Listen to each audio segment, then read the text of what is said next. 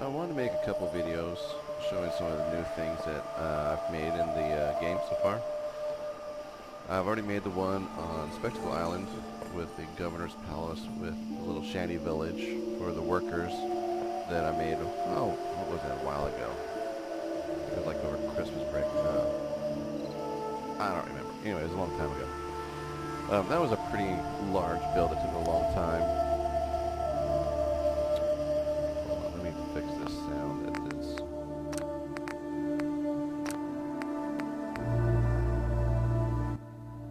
There.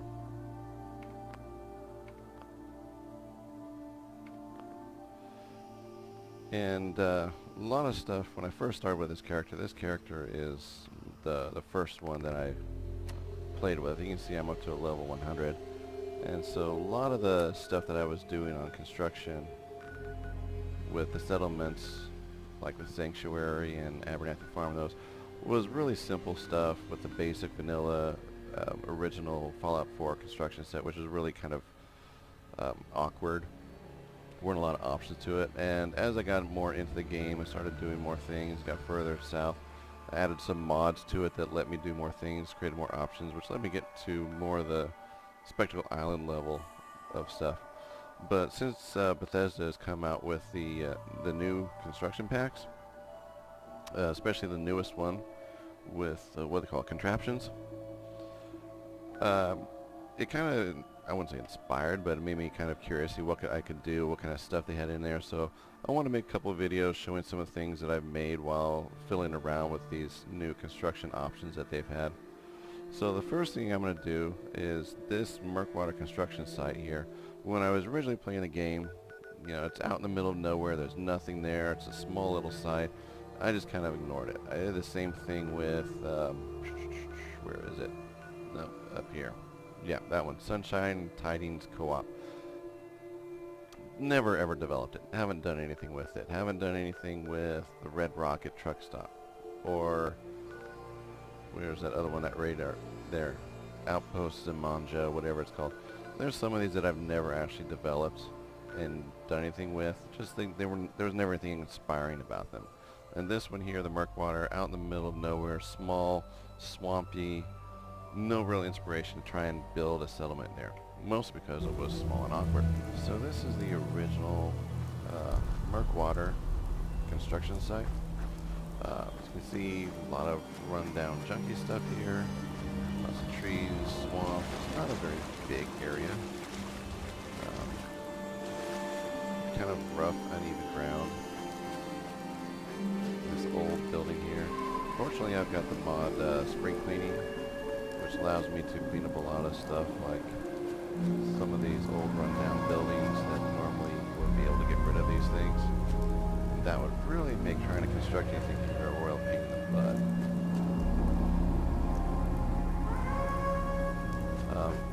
This is also the home of a Mirelurk Queen, so you've got to kill the Mirelurk Queen before you can do anything else here, before you have access to the construction site.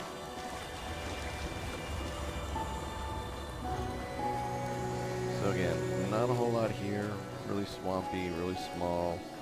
Not the smallest, but not the biggest either. And all this just junk cluttering everything up. The uneven ground really makes trying to construct something here really difficult.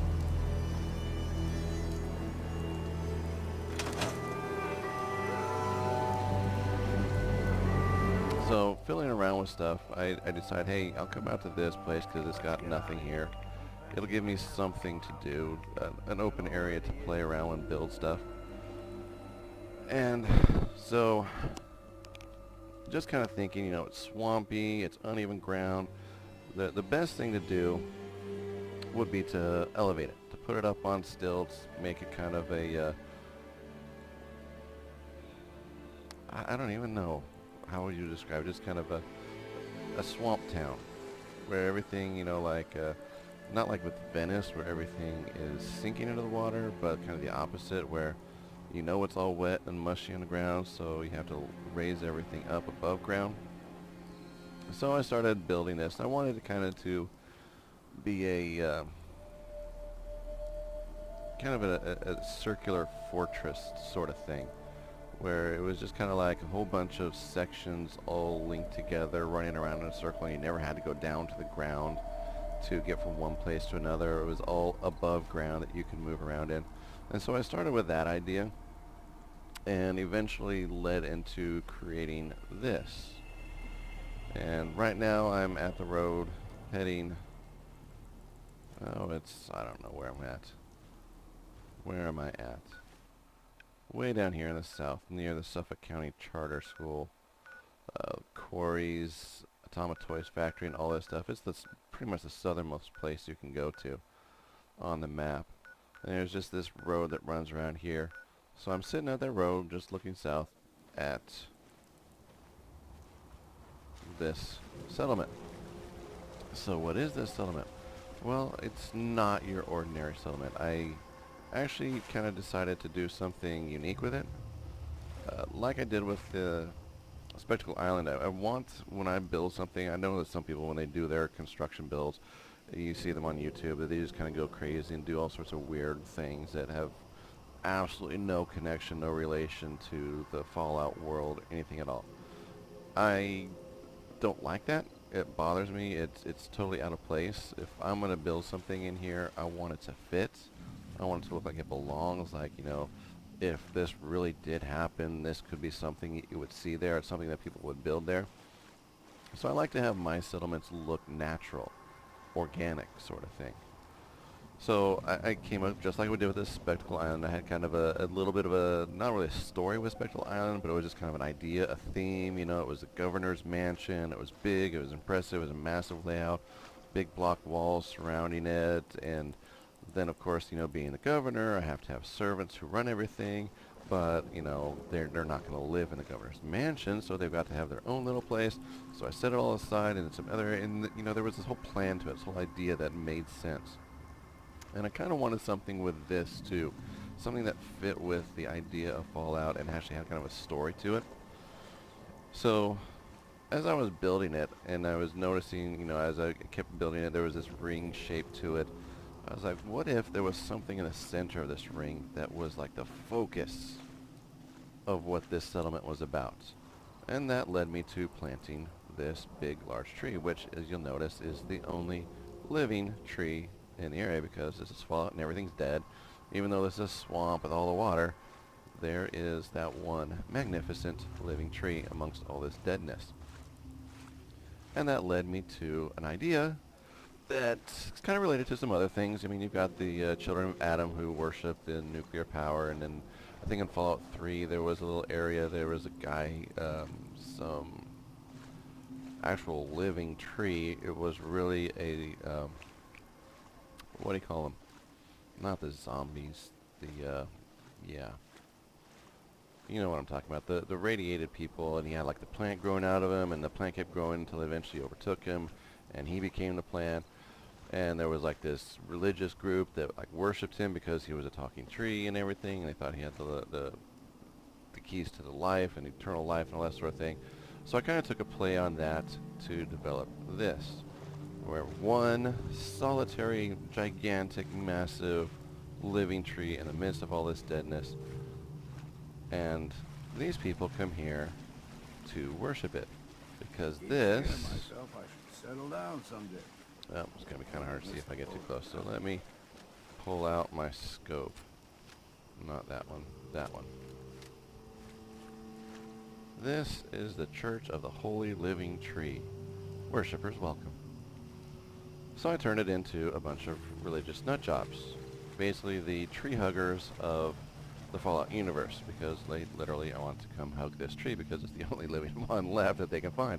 Now in my Spectacle Island, I do have a few living trees that I, as the governor, appropriated and transplanted over to the island to protect them, but this one was obviously unavailable, so I didn't get to move this one. So this is the only one left that anyone knows of in the Commonwealth area, and they've turned it into a holy site. So let's go look and see what they've done.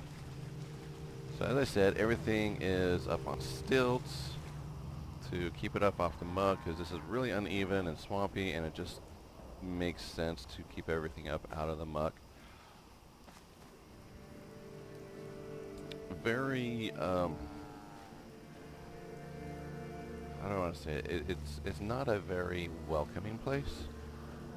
Even though it does say worshippers welcome, it's kind of a they don't really mean it sort of thing. If you really, really, really want to join them and be part of their group, you can come in. But as you can see here, Church of the Holy Tree, no soliciting. They don't like people just coming and wandering in just to visit their tree.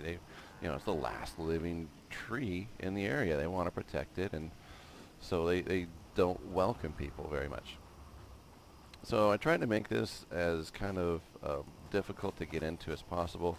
I know there's a couple places I had to put some stairs underneath for settlers to walk in because they're stupid and they don't know how to walk through doors and long hallways, and if things get too complicated, the AI pathing does not work. So I've had to put in some little secret stairways like this one and this one over here, because as you can see, hey, look, you don't belong down here.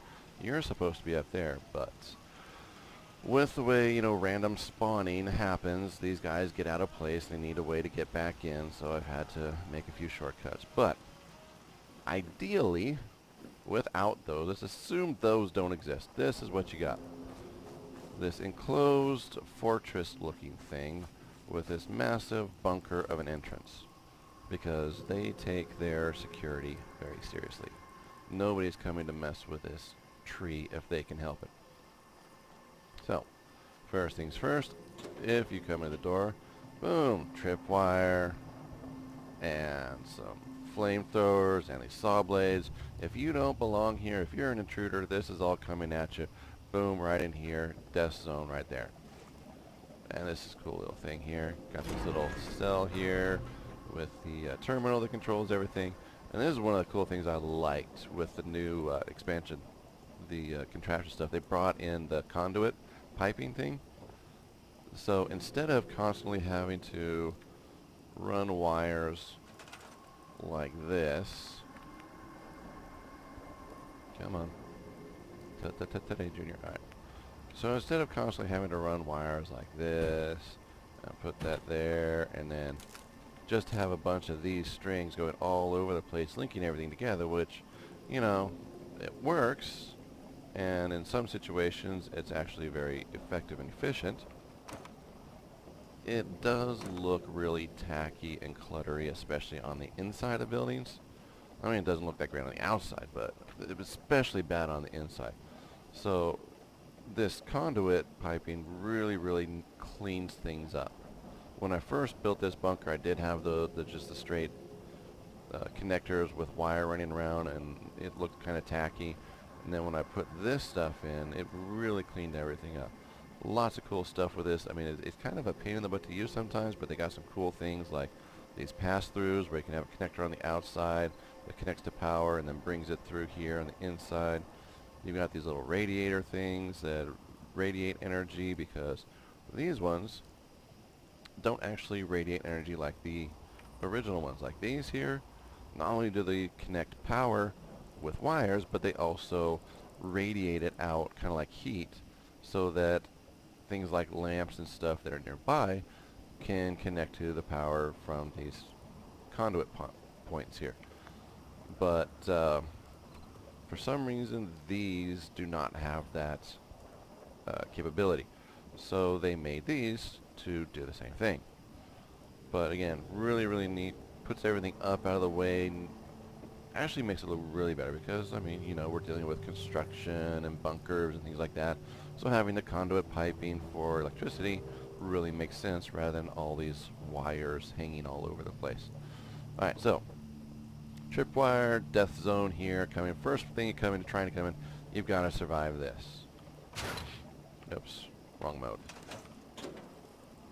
And then the only real entrance you're supposed to have coming in here is this walkway up here, which comes through this door, which is awesome because this is one of the new things they added. It's a powered door, so it only opens if power runs to it.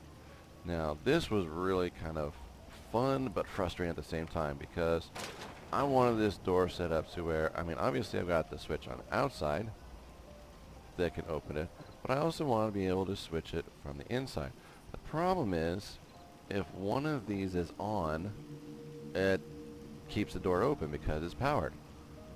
And the only way to do it is be like stand halfway here and flip one and the other and try and do some weird little thing like that to try and make it work. And it was just really awkward. It didn't make sense. One of the other things they included in the contraptions were these logic boxes, or logic gates that they call them, where they have different command systems, basic conditions. It's an if-then sort of thing. If certain conditions are met, then it will transmit power to the other end.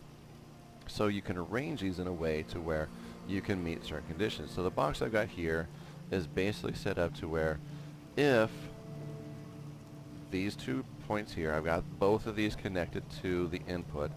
If only one of these is on, and you can see red and green, so only one of them is on. If only one of them is powered and on, then this will transmit power and keep the door open. If both of them are on, for instance, if I take this one, it's on, take this one, it's off, and I turn it back on, now both of them are on, that breaks the logic, it shuts off power, shuts the door. If I do the opposite and turn them both off, same thing. It doesn't meet the logic conditions, so it does not transmit power, the door shuts. Really, really cool. Really helpful in like settlements where, you know, you're being attacked, you've got this gate. I mean, you built this wonderful, nice wall, and you've got this security gate there, but the stupid idiot settlers, as soon as they're attacked, what do? They go open the gate, charge outside, and go and attack that way. It's like, why did I build you walls if you're just going to go running outside the walls to attack whatever is invading?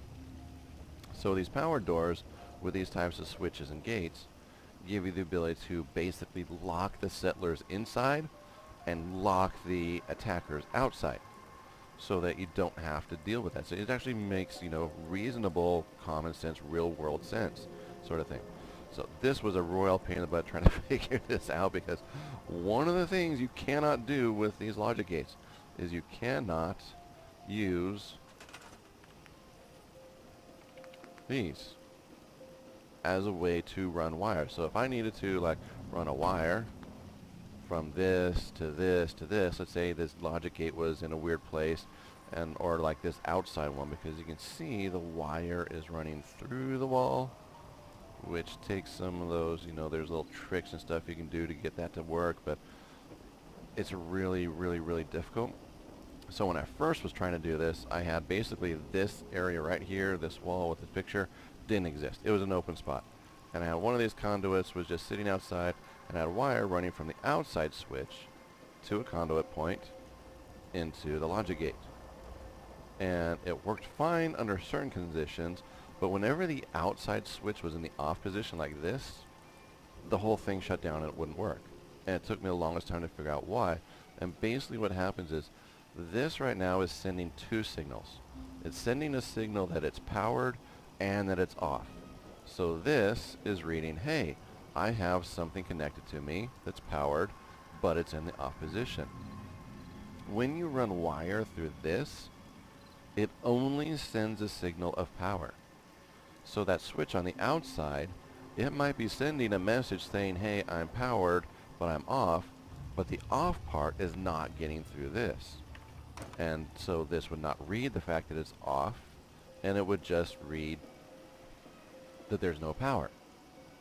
And so it would totally ruin the logic circuit. So you can't use those conduit points when you're dealing with these logic gates, because they ruin the whole communication thing. The information flow doesn't work. Alright, so that's cool. So here we are in the main level. As you can see, here's the main chapel area with the pews and the pulpit, and it's all right here looking at, and this whole thing centers around this tree, so everything focuses on that tree. So they've got their little chapel center area right here focusing on the tree. I love the neon stuff. Doesn't that look cool? My workstation is that away. And then over here, dining and sleeping upstairs. And then farm. So here's the social hangout area. And you can see I've pretty much covered the place with pictures of plants and, I mean, there's a moose there, but there's some trees in the background.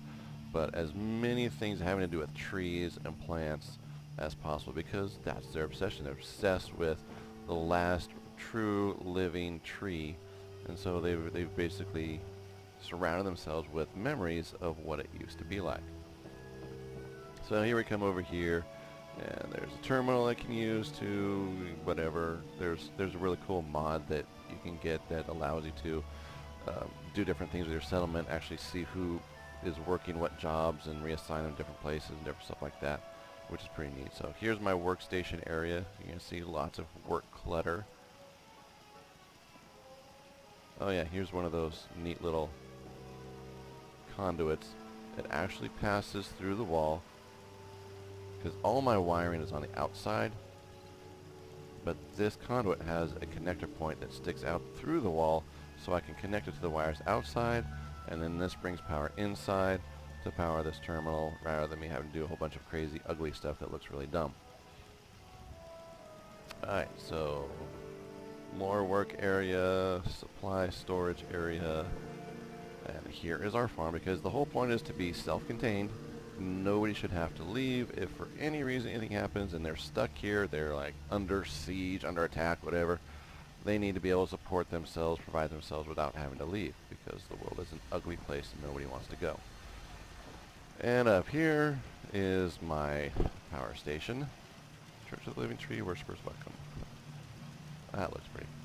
And you can see here's the ugly mess of wires, which again on the outside fine, you don't really see it when you're dealing with the inside, and the wiring is really actually useful. I mean, I like the conduits, but you can do a whole lot more with this, with the wires, than you can with conduits. Conduits are very restrictive. You can only move the piping in the way that the piping is designed to move. You can only turn it certain angles, you can only run it certain ways. This, I can go all sorts of different angles, make it go different places, connect in different ways. It's a lot more flexible. It just looks tacky. Alright, so back down here through the farm. And here is the little You know what I meditation area One that ends at up the having base of empty the tree. stomach. It's like the only place in here where they are allowed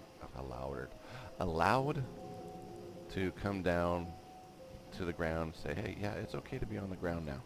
Everything else is up, elevated, off the ground, secure, so that anybody that attacks, you know, we're up above them. Here's the sleeping area, obviously. And this is kind of fun because it's actually the sleeping and dining area, but I've got it nice and neatly sectioned off, so where there actually is a definite, here's my sleeping barracks all on Another day here. of hard work. The outside edge of the ring is all for the sleeping. The inner part here is the kitchen. Here's some dining here. Here's some more dining here. And more dining areas here. So again, try to make it look intelligent, like it was designed by people. It wasn't just, you know, some of my other buildings that I made, I just kind of was fiddling around and make stuff, say, hey, I think I'll do this here, and hey, I think I'll put this here. And none of it made any real logical sense, and I tried to avoid that with this one. I tried to make things look reasonable, look intelligent, look like they were designed by people who were doing something intentional and thoughtful, and were actually planning what they were doing.